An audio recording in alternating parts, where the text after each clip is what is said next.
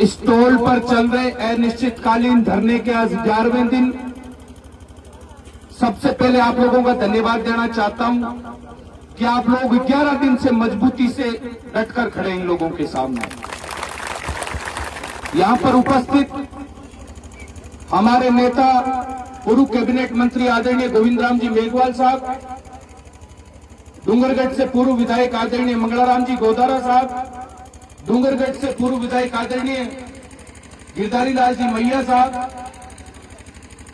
बाकी जितने भी सम्मानित साथी हैं उन तमाम साथियों का, जिसमें चाहे भाई राजेंद्र मेघवाल हो, विवेक मात्रा जी हो, आत्माराम जी तर्ड हो, मगनाराम केडली हो, यहाँ के जितने भी सरपंच साहब यहाँ पर उपस्थित हैं, यहाँ के सरपंच, यहाँ के पंचायत समिति सदस्य, जिला परिषद सदस्य और आप गांव के जितने भी गणमान्य लोग हैं आसपास के, आप सबका धन्यवाद देना चाहता हूँ। पिछले 11 दिन से आप मजबूती से इस लड़ाई को लड़ने का काम कर रहे हैं। आगे इस लड़ाई को किस दिशा में ले जाना है ये तय करेंगे हमारे अगुवा लोग। आप सबकी सहमति से आंदोलन हमेशा रणनीति से लड़ा जाता है, इस बात का विशेष ध्यान रखिए। जो पिछले 11 दिनों के अंदर आप सब लोगों ने मेहनत की है, एक गलत प्रयास, एक गलत घटना उस 11 दिन की मेहनत पर पानी फेरने का काम कर देती है, इस बात का विशेष ध्यान रखिए। इसलिए शांतिपूर्ण तरीके से, गांधीवादी तरीके से हम लोगों को इस लड़ाई को लड़ने का काम करना है। जो तय होगा उसमें आप सबकी भावनाएं सम्मिलित होगी, इस बात का विशेष ध्यान रखें। ये लड़ाई किस लिए जरूरी हो जाती है? जगह जगह लूट की दुकानें खोल दी गई है। जब आदमी नई गाड़ी लेता है, नया साधन लेता है, तो लाखों रुपए सड़क के नाम पर उनसे लिए जाते हैं कि रोड टैक्स ले रहे हैं। मैं पूछना चाहता हूं, रोड कोई समुद्र में थोड़ी बनती है? आप रोड के ऊपर ही तो टोल बनाते हो, और रोड टैक्स अलग है, टोल टैक्स अलग है, ये अलग अलग दुकानें खोल दी गई है। हम लोग चुप रहे इस वजह से। आज जगह जगह पर 40 किलोमीटर का नियम 35 किलोमीटर पर टोल बना दिए गए। तो क्यों बना दिए गए? हम सब लोग चुप रहे। मैं आपका धन्यवाद देना चाहता हूं, देर सही लेकिन हम लोग जागे। एक और नया नियम आ रहा है, किसान की जमीन किसान ट्यूबवेल बनाएगा तो भी अनुमति लेनी पड़ेगी। बाप की जागीर नहीं है, 5 खड्डे खोदेंगे, हमारी खेत हमारा है। ये बात बोलता है।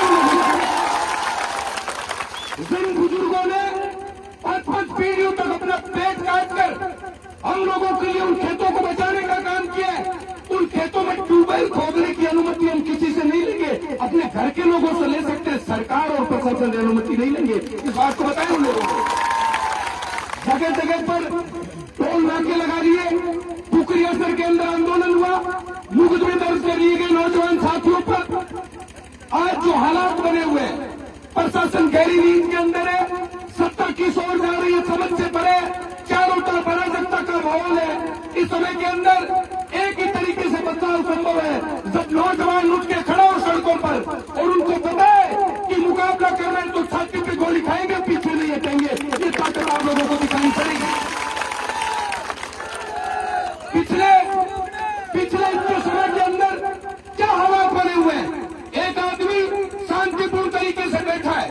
एक लोकतांत्रिक देश के अंदर धरना देने का अधिकार नहीं है, आदमी को कुचला जाता है। शांतिपूर्ण तरीके से बैठना है, लाखों रुपए लेकर प्रशासन उन धरनों को कुचलने का काम कर रहा है। मैं कहना चाहता हूं, हम भगत सिंह को आदर्श मानते हैं, गोली खाएंगे, घर नहीं जाएंगे। इस बात का ध्यान रखना। क्या हालात बने हुए चारों तरफ, और जो घटना आप देख रहे हैं, पूरा जिला देख रहा है, पूरा राजस्थान देख रहा है। बीकानेर के अंदर आयुष्मान अस्पताल के विरुद्ध जो लड़ाई चल रही है, वो लड़ाई क्यों शुरू हुई? सुरजन सर के रामेश्वर जी गोदारा की लापरवाही के कारण मौत के बाद लड़ाई शुरू हुई।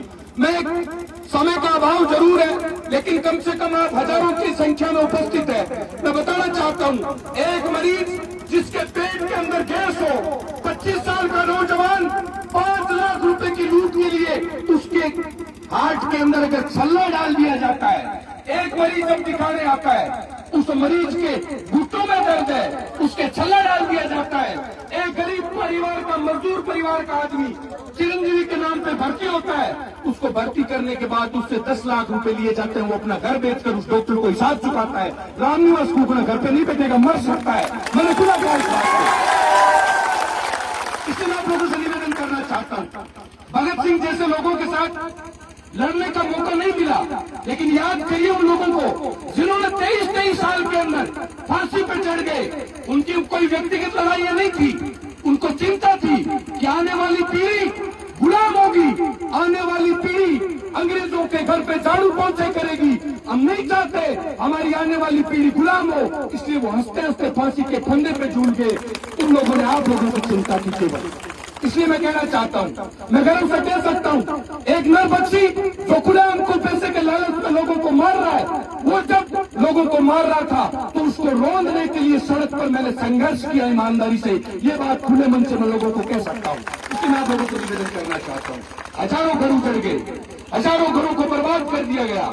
ऐसी ताकतों के खिलाफ हम सब लोगों को लड़ना है। और ये टोल की जो लड़ाई है, इस लड़ाई के अंदर एक बात का ध्यान रखें, पिछले 11 दिन से आपका जो संघर्ष चल रहा है, आप ये मत सोचें एक दिन जो गुजर रहा है ये प्रत्येक दिन आपको एक नई ताकत, एक नई ऊर्जा देने का काम कर रहा है। इस बात का ध्यान रखें, निराश होने की जरूरत नहीं है।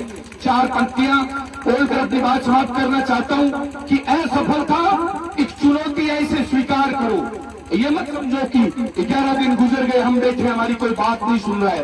असफलता एक चुनौती है, इसे स्वीकार करो। क्या कमी रह गई देखो और सुधार करो। जब तक सफल ना हो तुम, नींद चैन को त्यागो तुम, संघर्ष का मैदान छोड़कर मत भागो तुम, क्योंकि कुछ किए बिना ही जय जयकार नहीं होती। कोशिश करने वालों की कभी हार नहीं होती। आप कोशिश जारी रखो।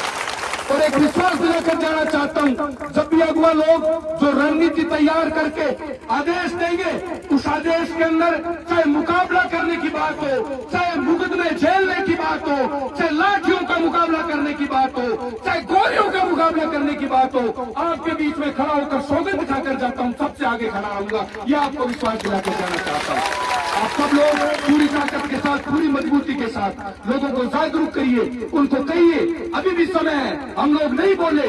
आने वाले समय के अंदर स्थितियां बड़ी भयावह हो जाएगी। जिस तरह के हालात दिन प्रतिदिन बनते जा रहे हैं, जागरूक होना बहुत जरूरी है। अन्याय शोषण के खिलाफ आवाज उठानी पड़ेगी। नहीं उठाएंगे तो आने वाली पीढ़ियां हम लोगों को कायर कहकर बतलाएगी। इस बात का ध्यान रखें। आप सब पधारे, उसके लिए बहुत बहुत धन्यवाद।